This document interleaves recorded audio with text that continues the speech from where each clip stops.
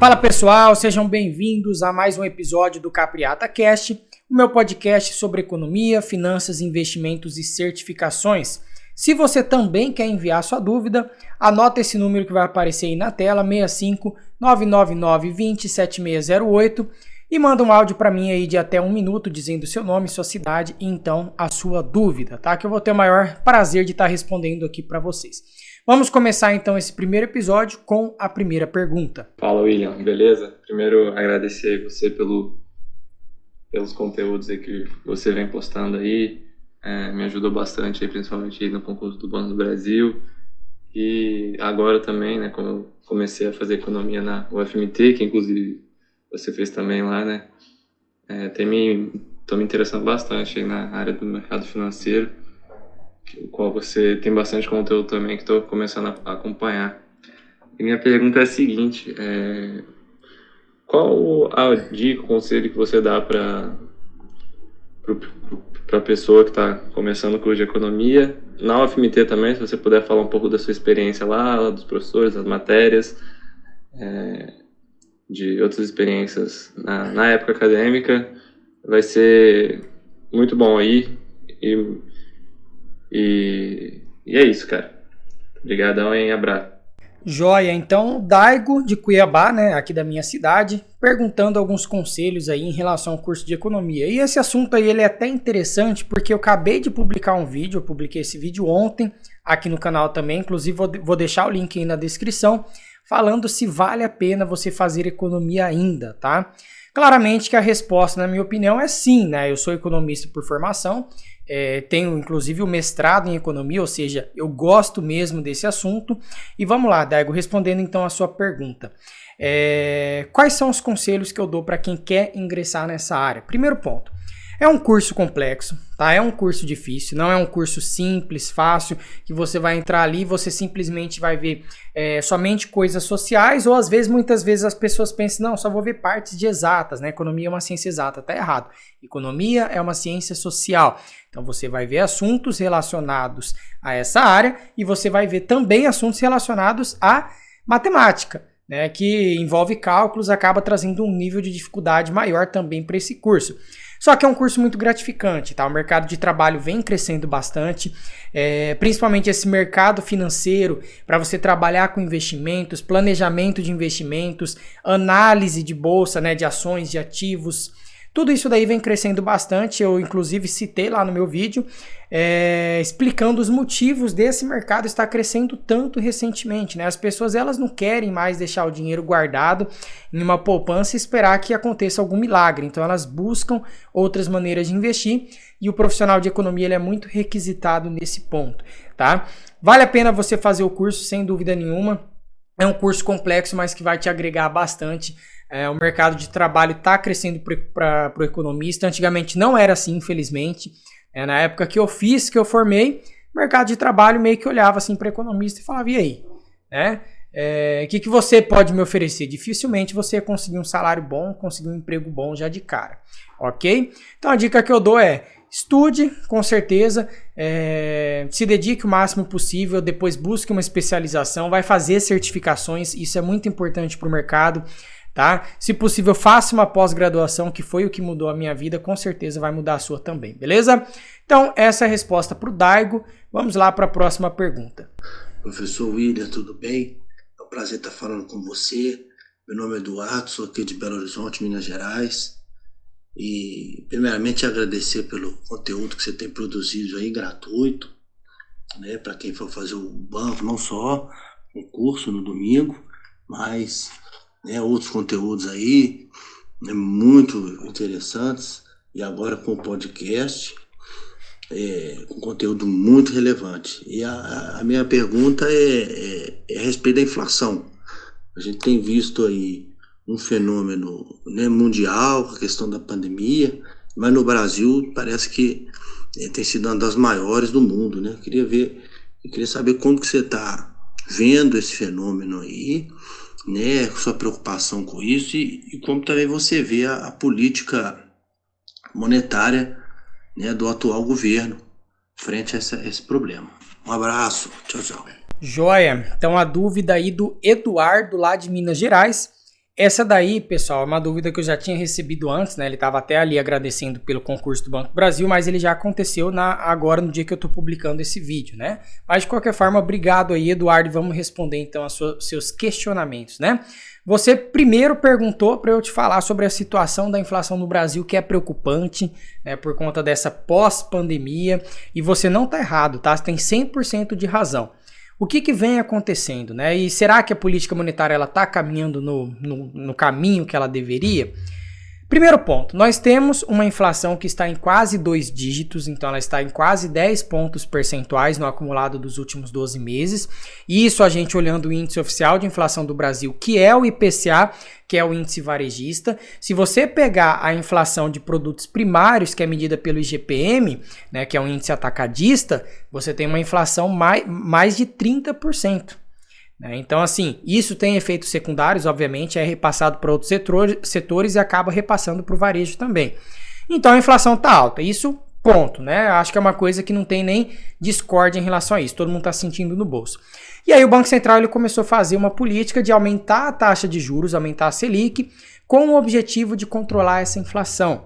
Quando ele aumenta a taxa de juros, basicamente ele está dizendo o quê? Ele está dizendo o seguinte: olha, eu quero encarecer o custo do crédito para evitar que as pessoas peguem crédito, para evitar que elas consumam bens de alto valor agregado, imóveis, casas, né, que necessitam de casas, carros, tudo isso que necessita de financiamento, para evitar que elas façam esse tipo de consumo. Consequentemente, eu vou reduzir a expectativa de lucro do empresário na nossa economia, ele vai contratar menos mão de obra, o investimento também vai reduzir, com isso a gente reduz os preços.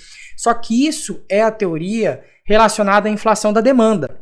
Se você aumenta a taxa de juros, como eu falei, o primeiro efeito que você gera na economia é um encarecimento do custo do crédito. E você deixando o crédito mais caro, você basicamente vai fazer o quê? Você vai controlar a inflação de demanda. E aí eu pergunto, né? Será que a inflação que hoje nós temos no Brasil ela é proveniente da demanda? Não é.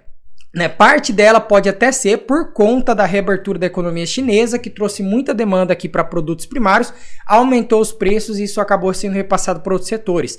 Teve agora a questão de seca, crise hídrica, né, e energética. Então, o que acontece? Você acaba aumentando o preço desse setor de energia elétrica, ele faz parte da cesta de mercados, da cesta de bens que o IPCA ele mede, então aumenta a inflação também.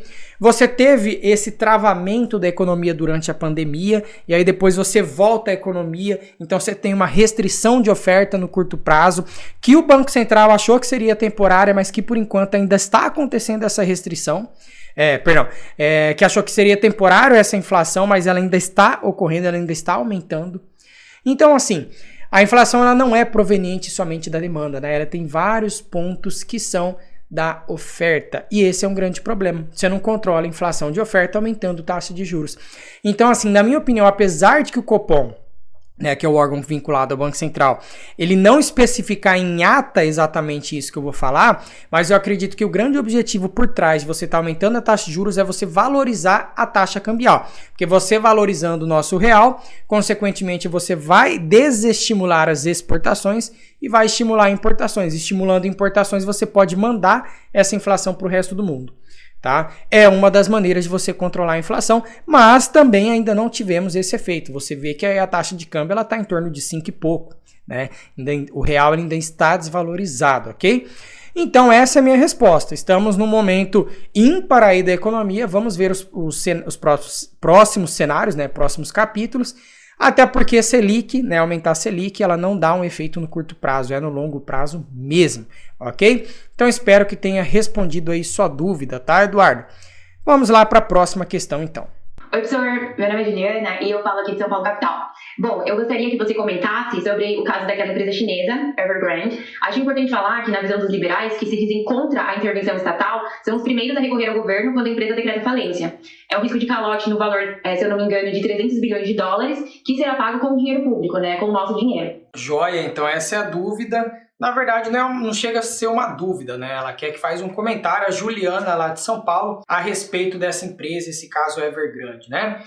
Eu já tinha feito um vídeo comentando um pouco sobre isso, foi uma dúvida de várias outras pessoas, falando, e agora o que vai acontecer, né? Só para você se situar, né? Você que às vezes não ouviu falar disso, essa Evergrande aí, ela é uma empresa de infraestrutura lá da China, que ela tá com uma dívida bilionária, são mais de 300 bilhões de dólares e ela já deixou bem claro que ela não consegue honrar essa dívida. Então imagina, uma empresa desse porte quebrando, ela vai deixar de honrar com os consumidores finais, aquelas pessoas que pegaram um empréstimo em um banco, fizeram uma hipoteca para tentar conseguir uma casa, ela vai deixar de honrar o compromisso dela com fornecedores de matéria-prima, de insumos, e vai deixar de honrar o compromisso delas com vários outros credores. Então você acaba gerando uma quebradeira geral se você não faz nada, né? E aí nós temos aí a lembrança mais próxima, seria a crise de 2008. O que aconteceu lá naquela crise de 2008?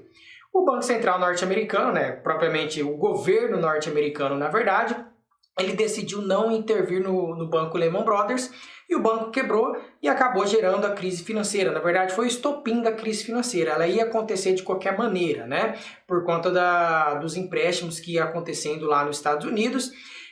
Para você fazer a compra de casas, e aí a casa se valorizava, você pagava aquele empréstimo que você tinha feito, fazia um novo empréstimo esperando que o preço continuava se valorizando e isso não aconteceu. Aí ocorreu de fato a crise. Pode ser que a China não faça nada? Pode ser que ela não faça nada. Ela pode deixar essa empresa quebrar e falar, olha, vida que segue. Aqui não vale o lema too big to fail, né? Que existe esse lema muito grande para quebrar, quer dizer que o governo ele vai estar sempre ali próximo para poder salvar. E nós sabemos que a China ela é uma economia capitalista, mas não é uma economia liberal. Então, assim, não dá para ter uma noção se ela vai de fato intervir ou se ela vai de fato deixar o mercado resolver esse problema, essa situação. Mas vamos lá, né? Qual que seria a minha opinião em relação a isso? Economistas ortodoxos, que são os economistas liberais, e heterodoxos, que é dessa vertente mais keynesiana, eles nunca vão entrar em consenso. Isso é uma coisa que eu já cansei de ver, né? Já cansei de discutir com pessoas em relação a diferentes visões. Só para a gente se situar, só para vocês entenderem o que é um economista liberal, um economista ortodoxo, eu vou falar aqui alguns pontos que a ortodoxia acredita. O primeiro ponto, eles acreditam que as instituições fundamentais para o crescimento são a garantia dos direitos de propriedade e dos contratos, ou seja, você tem que deixar o mercado livre, você tem que ter o direito de propriedade e tem que fazer essa realização de contratos para você conseguir induzir o crescimento econômico da economia. Induzir o crescimento econômico da economia, né? Beleza. O segundo ponto, reformas elas têm que reduzir o tamanho do Estado e desregular os mercados o máximo possível. O Banco Central ele vai ter um único mandato, que é a inflação. Todos os outros objetivos vão ser buscados pelo restante do governo, mas o Banco Central ele só se preocupa com a inflação. E ele deixa bem claro que o padrão fiscal ele tem que ser definido em termos de superávit primário. E isso significa o quê, basicamente? O governo ele não deve gastar mais do que ele arrecada. Tá? O governo ele tem que ser superavitário, quer dizer que está sobrando dinheiro nas contas deles. E por que o pessoal liberal acredita nisso? E aí que surge a crítica da intervenção estatal. Por que eles falam que o governo não deve intervir na economia? E aí surge o que a Juliana estava comentando aí. Não deve intervir na economia, mas quando acontece uma coisa dessa, a empresa vai quebrar, vai prejudicar o mercado de capitais e todos os outros setores, então agora a gente vai intervir, né? Por que eles acreditam que o governo não deve intervir? Aí entra essa questão, ó. Eles acreditam que o governo não deve fazer política fiscal expansionista. Não significa que ele não possa intervir em uma empresa. Para não deixar isso daí, essa crise propagar para os outros setores. Ele até pode fazer isso. Só que, vamos lá, quando você faz uma política fiscal expansionista, quem é da área de economia sabe que existem aquelas curvas chamadas ISLM. O IS ele mede basicamente a renda, investment e savings, seria o investimento e a poupança, e o LM seria o lado monetário daquela economia. Quando você faz uma política fiscal expansionista, você aumenta a renda, você desloca essa curva IS para cima e ao mesmo tempo você aumenta a taxa de juros. Esse é o problema. Quando você aumenta a taxa de juros, você reduz o investimento daquela economia, e reduzindo o investimento, a IS ela tende a voltar para o mesmo lugar que ela tinha saído. Então existe um efeito chamado efeito crowding out, né, dos gastos públicos. Você aumenta o gasto público, simplesmente você trocou gasto público por maior inflação. Então eles não recomendam ser feito isso. Tá? Enquanto que na visão keynesiana eles não acreditam nesse efeito crowding out. Tudo bem, você aumentou a renda, você fez uma política fiscal expansionista, a taxa de juros ela vai aumentar também. Porém, em uma proporção menor do que os benefícios que o aumento da renda traz na nossa economia, principalmente se aquela economia ela estiver em uma capacidade ociosa. E aí que entra a discordância, né? Os liberais, eles acreditam que você nunca deve fazer uma política fiscal. Agora, a parte heterodoxa, eles acreditam que você pode fazer política fiscal desde que aquela economia ela esteja com capacidade ociosa e o PIB efetivo dessa economia esteja abaixo do PIB potencial. Porque se o PIB efetivo está abaixo do potencial, você consegue aumentar emprego, aumentar a renda sem produzir inflação. Né? O Brasil hoje, ele tem um PIB efetivo abaixo do potencial, obviamente, né? Quando eu falo capacidade ociosa, eu estou querendo falar o quê? Pensa assim, uma empresa que tem 1000 computadores, dá para 1000 pessoas operarem aqueles computadores e trabalharem.